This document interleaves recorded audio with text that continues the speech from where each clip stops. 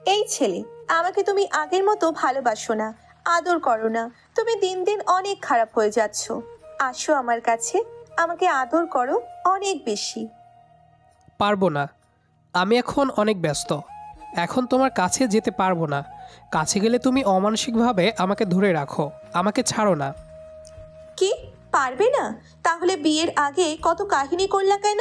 আমাকে সব সময় আদরে রাখতে হবে, না হলে আমি তোমার ঘর করব না বলে দিলাম। তুমি তো দেখি পাগল মেয়ে। অফিসে দেরি হয়ে যাচ্ছে, এখন কিভাবে আদর করব? পরে। না না, এখনই করতে হবে। আমি চাই তুমি সব সময় আমার সাথে চিপকে থাকবা। আমার ভার্সিটিতে একসাথে পড়েছি, কত কি দেখেছি। তুমি এখন ঢং করো? তোমার মনে আছে সব? তাহলেই ভালো হয়েছে। আমাকে ছাড়ো, হাত এইভাবে ধরে রাখছো। উফ, দেরি হয়ে যাচ্ছে। আমাকে তাহলে কিস দাও, অনেক লম্বা কিস দিবা, না হলে তোমাকে ছাড়বো না বলে দিলাম। তোমাকে কিস করা মানেই আবার তুমি আমাকে না ছেড়ে ধরে রাখবা, আমি জানি। না না, কিস করো ঠোঁটে, আমাকে একটু আদর করে চাও। আমি আর কি করব? সুরেনার কাছে এগিয়ে যাই।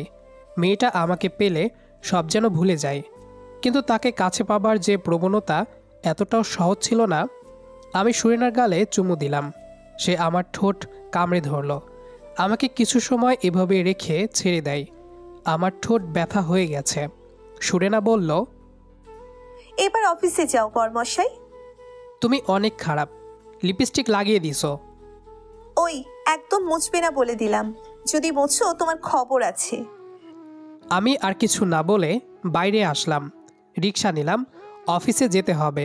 রিক্সাতে উঠেই সুরেনার সাথে আগেকার ঘটনাগুলো মনে পড়তে থাকে।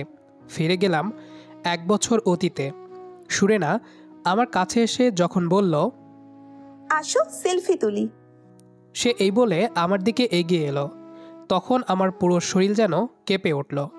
সত্যি আমি এর আগে কোনোদিন কোনো মেয়ের এত কাছে আসেনি। সুরেনার এত কাছে আসার কথা তো কোনোদিন ভাবিও নি। পুরো ঘটনা কিভাবে ঘটল সেটা আগে বর্ণনা করি।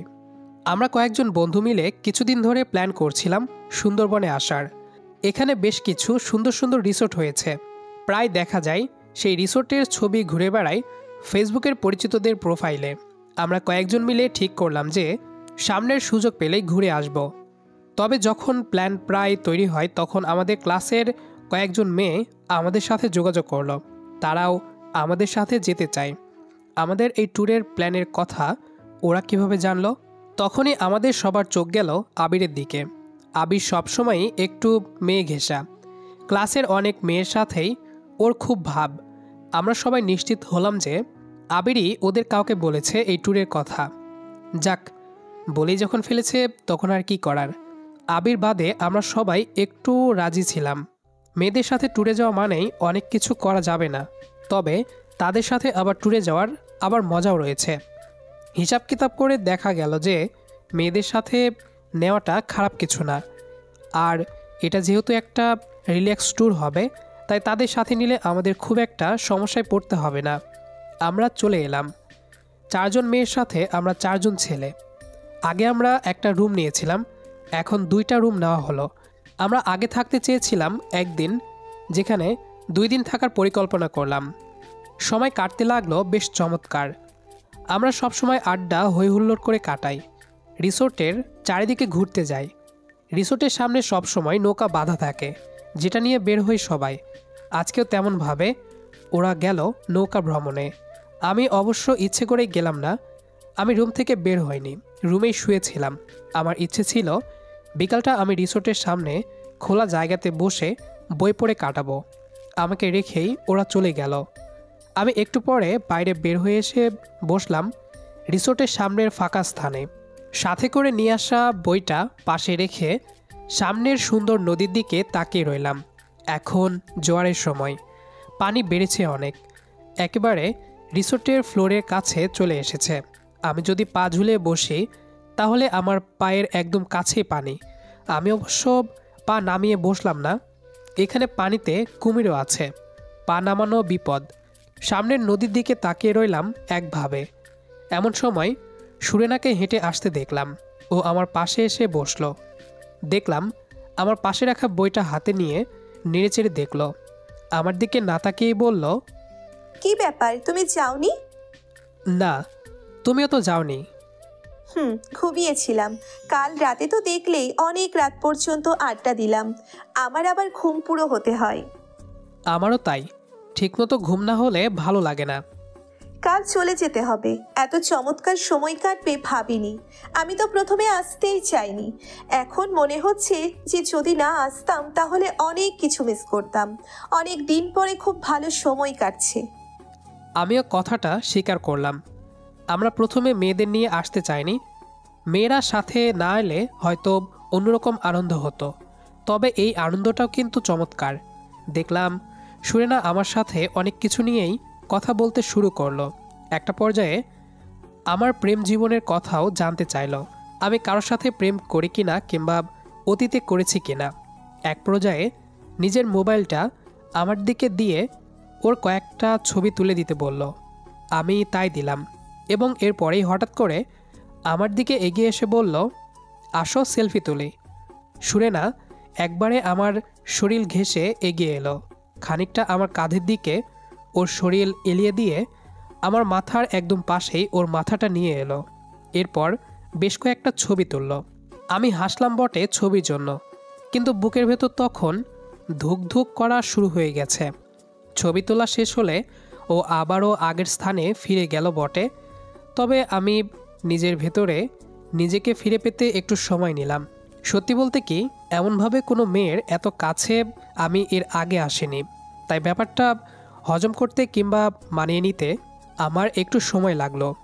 আমি সুরেনার মুখের ভাব দেখেই বুঝতে পারলাম যে আমার এই আশ্বস্তি ভাবটা সে খুব ভালো করেই বুঝতে পেরেছে এবং এটাতে সে বেশ মজাও পাচ্ছে। আমার দিকে তাকিয়ে হাসি মুখে বলল, তুমি দেখি একেবারে লজ্জায় লাল হয়ে যাচ্ছ। এর আগে কোনো মেয়ের সাথে ছবি তোলনি? আমি মাথা নাড়ালাম। আমি সত্যিই ওইভাবে কোনো মেয়ের সাথে কোনো দিন ছবি তুলিনি। সুরেনা একটু অবাক হলো, সেই সাথে একটু খুশিও হলো যেন। ওই দিন রাতের বেলাও একইভাবে আমরা হাঁটতে বের হলাম। রিসোর্টের সামনের দিকটা নদী থাকলেও পেছনের দিকটা গ্রাম ছিল। গ্রামের রাস্তায় আমরা হাঁটছিলাম। আমাদের অন্যান্য বন্ধুরাও ছিল, তবে ওরা সামনে ছিল।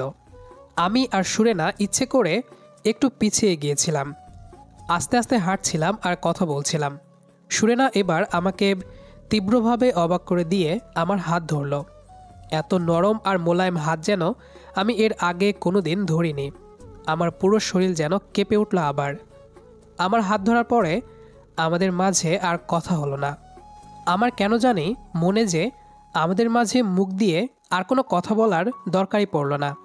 পরের দিন ফেরার সময়েই সুরেনা আমার পাশে পাশে থাকলো। আমার সাথে আরও অনেকগুলো ছবি তুলল। কিছু ছবিতে আমার একেবারে কাছে ছিল ও। সেই ছবিগুলো দেখলে যে কেউ বলবে যে সুরেনা আমার প্রেমিকা। এমনকি রাতের বেলা বাসে আমার সিটের পাশেই সে বসলো, একেবারে শৈলের সাথে শরীর ঘেঁষে। সুরেনার এই আচরণ আমাকে অবাক করছিল বটে, তবে সেই সাথে আমাকে আনন্দও দিচ্ছিল। ঢাকাতে ফেরার পরে প্রথম যে ব্যাপারটা আমি খেয়াল করলাম সেটা হচ্ছে সুরেনা ওর ফেসবুক প্রোফাইল পিকচার এবং কাভার ফটো বদলেছে। কাভার ফটোতে আমাদের ট্যুরের একটা গ্রুপ ফটো সেট করেছে, কিন্তু প্রোফাইল পিকচারে যে ছবিটা সেট করলো সেটা আমার সাথে তোলা একটা সেলফি। ছবিটা দেখে আমার বিষম খাওয়ার মতো অবস্থা হলো। পরের দিন যখন আমি ক্লাসে গিয়ে হাজির হলাম, দেখলাম সবাই আমার দিকে কেমন চোখে যেন তাকাচ্ছে। এমনকি আবিরও আমার দিকে মুচকি মুচকি হাসতে লাগলো। সুরেনার ভেতরে অবশ্য এসব নিয়ে কোনো ভ্রুক্ষেপ ছিল না। সে আমার সাথে স্বাভাবিকভাবেই মেলামেশা শুরু করলো।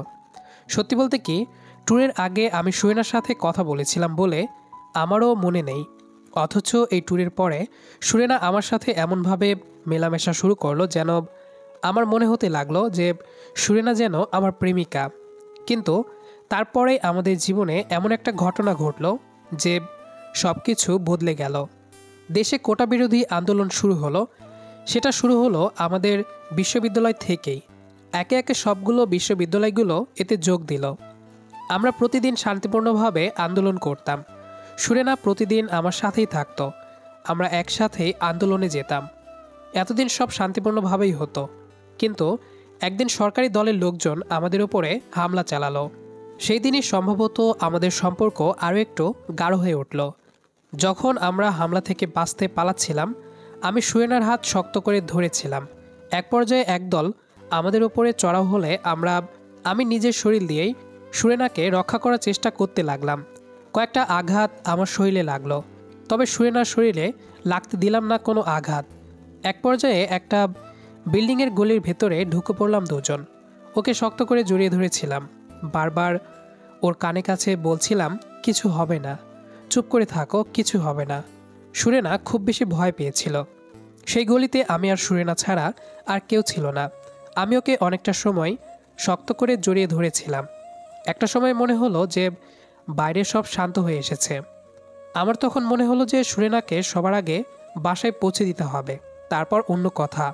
আমি খুব সাবধানে আগে গলি থেকে মাথা বের করে তাকালাম চারিদিকে। কাউকে দেখা গেল না। ওকে নিয়ে ধীর পায়ে বের হলাম। তবে মনের ভেতর একটা ভয় কাজ করছিল খুব। তবে চারিদিকে মানুষজন ছিল না, রাস্তা ফাঁকা। আমরা দ্রুত নিউ মার্কেটের দিকে হাঁটতে লাগলাম। পথে ভাগ্যক্রমে একটা রিক্সাও পেয়ে গেলাম। রিক্সাতে উঠে আমার মনে হলো যে আমার শার্টের এক কোণে বেশ খানিকটা অংশ ভিজে গিয়েছে। ব্যাপারটা সুরেনাও খেয়াল করলো। ও যখন ভালো করে দেখলো, তখন দেখলাম আপনা আপনি ওর চোখ দিয়ে পানি বের হয়ে এলো। আমারও তখন মনে পড়লো যে আক্রমণের সময় আমাদের দিকে যখন হামলা হলো, তখন সুরেনার দিকে একটা হামলা আমি আমার কাঁধ দিয়ে ঠেকিয়েছিলাম, সেটাও আমার শরীরে আঘাত লেগেছে। এত সময় আমি সুরেনার নিরাপত্তা নিয়েই আমি চিন্তিত ছিলাম বেশি, তাই নিজের শরীরের ব্যথাটা আমি খেয়াল করিনি। এখন যখন একটু শান্ত মনে হয়েছে, তখন ব্যাপারটা আমি অনুভব করলাম। সুরেনা কিছুতেই আমাকে হলে ফিরতে দিল না। এক প্রকার জোর করে নিয়ে গেল ওদের বাসায়। আমি যখন ওদের বাসায় ঢুকলাম, তখন দেখি ওর বাবা আর মা দুজনে চিন্তিত মুখে আমাদের দিকে তাকিয়ে আছেন। সুরেনা যে সুস্থ আর নিরাপদ আছে, এটা দেখে যেন ওনাদের জানে পানি এলো। সুরেনা ওর মাকে বলল যে ফার্স্ট এইড কিট নিয়ে আসতে।